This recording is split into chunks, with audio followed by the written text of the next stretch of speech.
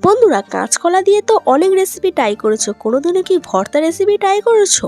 তো আজ আমি তোমাদের সাথে শেয়ার করব কাঁচকলার ভর্তা রেসিপি। তো চটপট রেসিপিটা শেয়ার করে ফেলি, চলো। তো প্রথমে কাঁচকলাগুলোকে আমি খোলা শুদ্ধ ভালোভাবে কেটে নিয়েছি এরকম করে। এবার সেদ্ধ করার পালা, এতে নুন দিয়ে ভালোভাবে ঢাকা দিয়ে সেদ্ধ করে নেব। চলো, ওই সাইডে যতক্ষণ কাঁচকলাটা সিদ্ধ হচ্ছে ততক্ষণ আমরা কিছু জিনিস ভেজে নেই। এখানে আমি দুটো শুকনো লঙ্কা ভেজে নিয়েছি, আর এখানে কিছু রসুনের কুয়াও ভেজে নিয়েছি ভালোভাবে লাল লাল করে।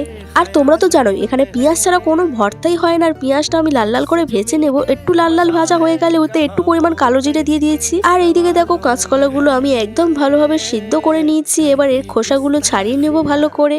আর সিদ্ধ করে নেওয়ার পর এর খোসাগুলো ছাড়াতে আরো খুবই সহজ হয়। এবার সিদ্ধ করা কাঁচকলাগুলোকে আমি ভালোভাবে হাত দিয়ে ম্যাশ করে নিচ্ছি, যেরকম সিদ্ধ আলু ম্যাশ করে সেরকম ভাবে ভালো করে ম্যাশ করে নিয়েছি। এবার এক সাইডে পরিমাণ মতো নুন দিয়ে যে শুকনো লঙ্কাগুলো ভেজেছিলাম সেগুলো ভালোভাবে নুনের ওপর দিয়ে মেখে নেব। আর যে রসুনের কুয়াগুলো ভেজেছিলাম সেগুলো সেই নুনের ওপরে ভালোভাবে মেখে নেব। এবার ভাজা পেঁয়াজগুলো দিয়ে দেবো ওপর থেকে, আর দিয়ে দেবো ধনে পাতা। এবার সবগুলোকে ভালোভাবে মিশিয়ে নিতে হবে। যদি নুনের কম পড়ে তাহলে তোমরা আর একটু নুন দিতে পারো। এবার এর ওপর থেকে আমি দিচ্ছি আর একটু কাঁচা সর্ষের তেল। কাঁচা সর্ষের তেল না দিলে হয় না ভর্তা। তো আমাদের এইদিকে কাঁচকলার ভর্তা একদমই রেডি। এটাকে গরম গরম ভাতের সাথে তাড়াতাড়ি খেয়ে ফেলা। ভিডিওটি কেমন লেগেছে অবশ্যই কমেন্টে জানাবে, আর এইভাবেই আমার পাশে থাকবে। দেখা হচ্ছে নেক্সট ভিডিওতে। টাটা।